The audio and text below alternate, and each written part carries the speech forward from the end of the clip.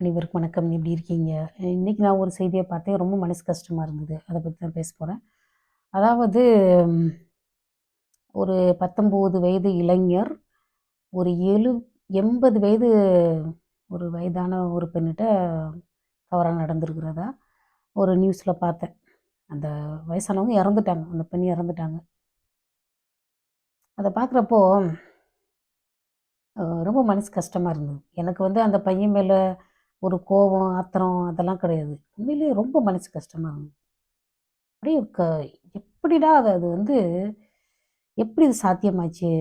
அவன் குடிச்சிருக்கான், குடிச்சிருக்கான், குடிக்கல. சரி குடிச்சதுனால மட்டும் ஆ ஆண், பெண் வித்தியாசம் தெரியுதா? அப்போ சிசிடிவி கேமராவ பார்த்துருக்கான். அத உடைக்கணும்னு பார்த்துருக்கான். அதெல்லாம் கண்ணு சரியா தெரியுதா? எனக்கு பிரச்சனை வந்து அது கிடையாது.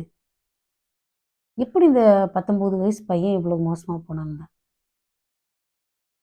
இப்போ அந்த பையன் என்னோட பையன்னு வச்சுக்கோங்க.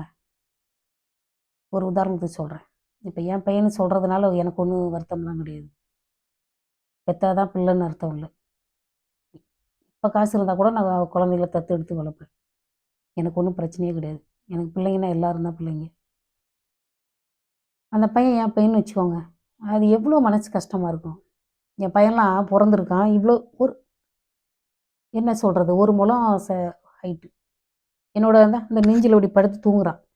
இப்படி கைய இப்படி வச்சுக்கிட்டு. இப்படி கைய வச்சுக்கிட்டு தூங்குறான். அவ்வளோ சின்ன பையன். அதே போல தானே அவனும் பொறந்திருப்பான்.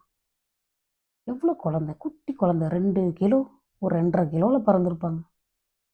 அதாவே அவன் வந்து என்ன உருவம், என்ன ஊர், என்ன மொழி எனக்கு அது தேவை கிடையாது. அவன் நம்மள போல ஒரு மனுஷன் இல்லையா? நம்மள போல அவனும் ஒரு உயிரு. ஒரு அம்மா, அப்பா ஆசையோட பெத்த ஒரு பிள்ளை. அவன் நம்ம பிள்ளை மாரி தானே அதுவும் அப்படியே நடந்து, தவழ்ந்து, ஓடி விளையாண்டு, பையன் பிறந்திருக்குன்னு அவ்வளோ சந்தோஷப்பட்டுருப்பாங்க. பையன் பிறந்தா செலவு கம்மி இல்ல? எவ்வளவு பாசமா வளர்த்துருப்பாங்க. அவன் பணக்காரனோ, ஏழையோ அதெல்லாம் முக்கியமே கிடையாது.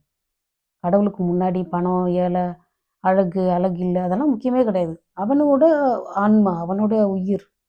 அவனுக்குன்னு ஒரு மனசு இருக்கு. அவனுக்குன்னு ஒரு அறிவு இருக்கு. அத பத்தி மட்டும் தான் நம்ம சிந்திக்கணும். அவனோட குடும்ப பின்னணி பத்தி நமக்கு தேவையே இல்ல. எப்படி ஒரு பையன் அவன் ஸ்கூலுக்கு போயிருப்பான்ல.